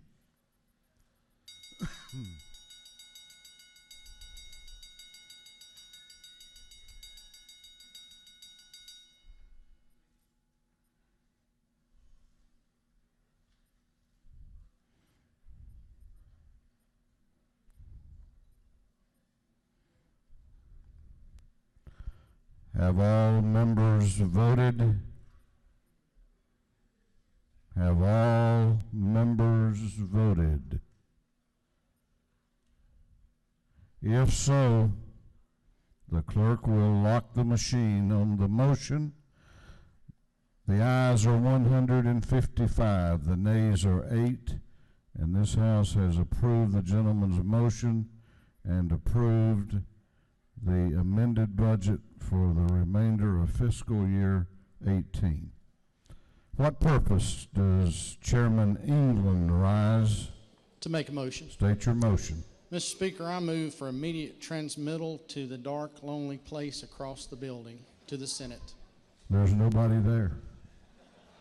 Nobody to receive the transmittal. The janitors may be there, I don't know. We'll leave it on the doorstep if that's okay. On the gentleman's motion that House Bill 683 be immediately transmitted to the State Senate of Georgia, Is there objection? Is there objection? The chair hears none, and the motion is granted.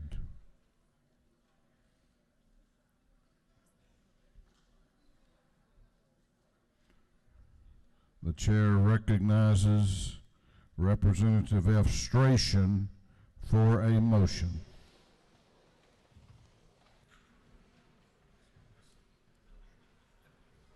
Thank you, Mr. Speaker. I move that the House agree to House Bill 918 as amended by the Senate. Representative F. Strachan has moved that this House agree to the Senate sub to House Bill 918. So does this mean that before we go home for the weekend, we're going to approve tax relief for the people of Georgia? Okay. Clerk will read the caption. House Bill 918 by Representative F. Strachan to the 104th Rogers of the 10th Roads, the 120th, and others to be entitled an act to amend Title 48 of the Official Code of Georgia annotated relating to revenue and taxation so as to define the terms Internal Revenue Code and Internal Revenue Code of 1986 and thereby incorporate certain provisions of the federal law into Georgia law, to revise the individual exemption amounts and to revise provisions relating to assignment of corporate income tax credits. The chair recognizes Representative F. Strachan to explain the Senate substitute. Thank you, Mr. Speaker. Ladies and gentlemen of the House, while we're working hard this afternoon, I'm pleased to bring to you House Bill 918. This is the Senate substitute, or the AM, that you'll see in the top right corner. And this legislation is the largest income tax reduction in Georgia history. This bill, similar to what I previously introduced to you before, would include the 2017 and 2018 IRC updates. It would provide for tax year 2018 doubling the standard deduction in Georgia, and it would reduce the individual and corporate income tax rate for tax year 2019 from 6% to 5.75%. In tax year 2020, it would further reduce it to 5.5%, subject to the trigger mechanism, which I've described to you previously. Now, this legislation is beneficial to the state of Georgia because, first, it helps to continue to keep us the #1 state in the country to do business. This measure provides a fiscally responsible approach so that we maintain our AAA bond rating, which we've had for the past 20 years. And additionally, this bill is beneficial to keep the state economically competitive and to help to continue the great economic development that we've seen in our state. I'd like to thank Governor Deal for the opportunity to present this today, for his great leadership and work on this. I'd like to thank Speaker David Ralston for his tireless efforts and leadership for this legislation to be before you here today. This tax cut will allow hardworking Georgians to keep more of their money in their pockets. And this is provided while we're not endangering the economic well-being of our state. It also makes clear of our intention to reduce income taxes for Georgians. As I previously mentioned to you, this is the first time since 1937 that the individual income tax rate has been reduced in the state of Georgia. It's the first time since 1969 that the corporate rate has been reduced. This is a truly historic, momentous occasion, and it's my great honor to bring it to you here today. I ask for your favorable consideration. This legislation is identical to what you previously passed, but for the exemption portion, which is not included in this. And so that is not before you for your consideration here today. but it does include the tax cut that you're all familiar with, that your constituents will benefit from as they file their income taxes. And as we adjust the Georgia tax code following the federal law change, which occurred in December of 2017. I'm incredibly proud to be before you today to ask for your support for the largest income tax cut reduction in Georgia history. I know the hour's late. We had a long day yesterday, and I appreciate the hard work of all the members here today. I'd like to thank Chairman Powell for his work and leadership on this measure. And at this time, I'd be happy to answer any questions and ask for your favorable consideration. Thank you, Mr. Speaker. Do you yield for questions? Yes, sir. Chair recognizes Representative Wilkerson to your left for a question. Thank you, Mr. Speaker. Does the gentleman yield? Yes, sir. I just want to say thank you for the conversation we had a little while ago, and so just had a few clarification points. Is it not true that the benefit of the tax reduction on taxpayers happens in the later years? So in fiscal year 18, fiscal year 19, fiscal year 20, taxpayers will pay an additional $731 million over those years based on our current projections. And then later we would start picking up a benefit to the taxpayers. Basically for the next 3 fiscal years, there will be a conservative, what I would say conservative approach to it, that we will be collecting more revenue. No, sir, I disagree with your characterizations. As any accountant will tell you, depending on the applicability of the specific taxpayer, it can vary depending on the circumstances and whether, to what degree that taxpayer might decide to take advantage of, say, deductions or the standard deduction. The fiscal numbers are included, and it's important for you to note in this sense that this is a measured approach to ensure that we do not jeopardize the economic well-being of the state of Georgia. And it's a fiscally responsible approach while clearly demonstrating our intent to cut the taxes of Georgians. Does the gentleman further yield? Yes, sir. I thought that was kind of a friendly question, but now I will actually give you numbers. In fiscal year 18, it's $73 million that the state will take an additional. Fiscal year 19 is $265 million. Fiscal year 20, it is $393 million. So as any accountant, such as myself, would say, those are additional revenue coming into the state. In fiscal year 21, we then, if we do our job to reduce the income rate, we will then be giving taxpayers back $467 million. So while we may disagree in the approach, the numbers are what they are. And like I said, I do agree with the process, but I want people to know that walking out of here, that is it not true that the tax benefit, while we are not bringing as much as we would if we didn't change anything, we are still bringing in additional revenue. Thank you.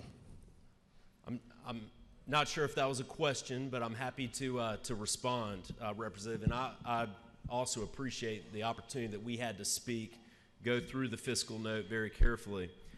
The fiscal note provides for what Georgians, the tax burden that Georgians would suffer if we did nothing here.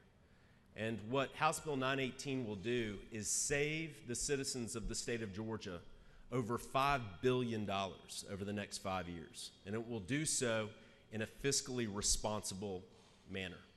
And for that, I think we can all be proud to support this bill. Do you further yield? Yes, sir. Chair recognizes Representative Williamson to your right. Does the gentleman yield? Yes, sir. Is it not true that the Ways and Means Committee under the leadership of Chairman Powell have worked long hours and tirelessly on income tax reform over the last several years? Yes, sir. Is it not further true that many of these estimates that we're looking at have to do with the timing of the cash flow as people adjust to this wonderful tax cuts that's been given to us under the Fair Jobs Tax Act, the federal tax cuts, and we have to assume that this, the income will be coming in based on people's response as they as businesses react to the timing of their income over the next several years. Is that not true? Yes, sir. That's correct. And finally, is it not further true that this significant tax cut on behalf of all the Georgians, personal as well as the corporate income taxes paid in Georgia, could significantly exceed $5 billion in tax cuts over this 5-year time horizon? Is that not true? Yes, sir. That's completely true. These are estimates that are provided here, and until this occurs, we won't know for certain what it would be, but the benefits could be far greater than even what's been discussed here. Well, finally, is it not true that our governor has led this effort, and I very much commend his actions? Thank you. Yes, sir. Thank you. Do you further yield?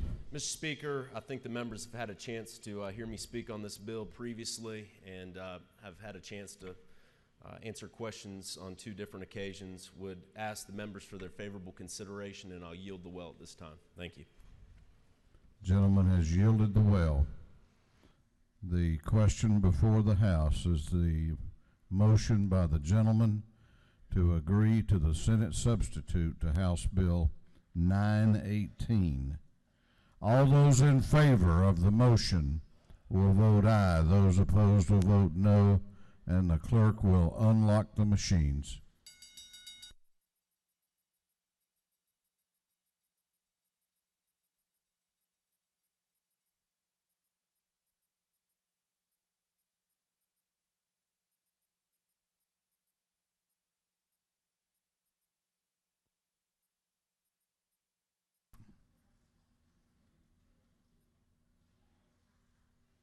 Have all members voted? Have all members voted? If so, the clerk will lock the machine on the motion. The ayes are 135, the nays are 24, and this House has agreed to the Senate substitute to House Bill 918.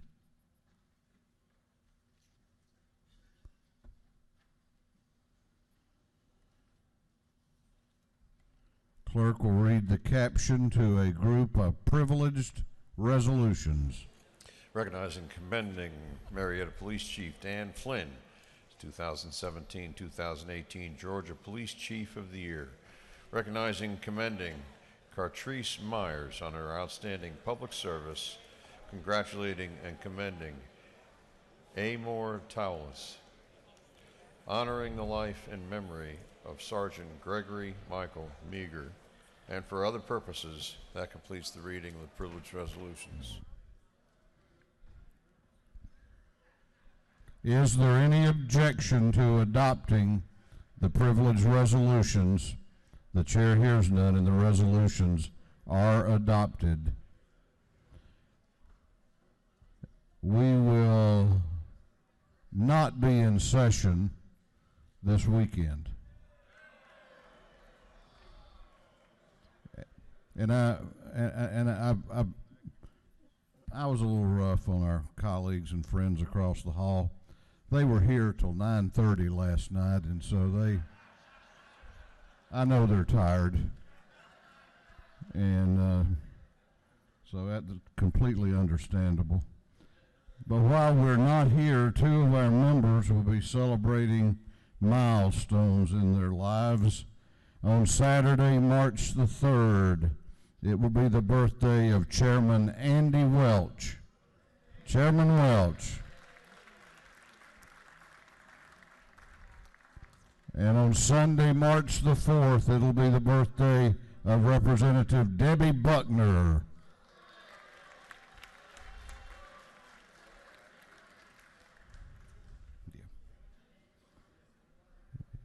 Chair recognizes Representative Gilligan for an announcement.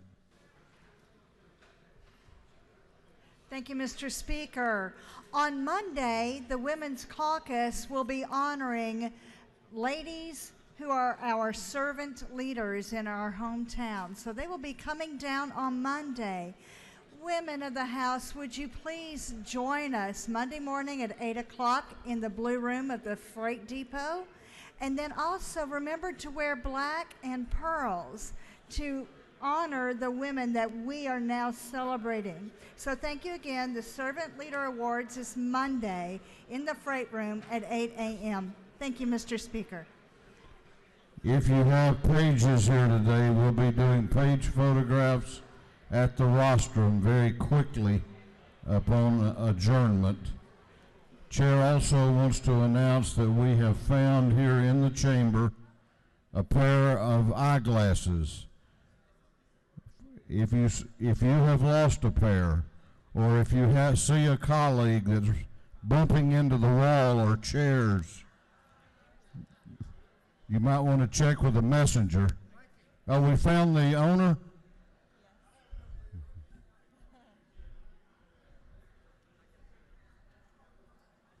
All right. We've located the rightful owner of the eyeglasses.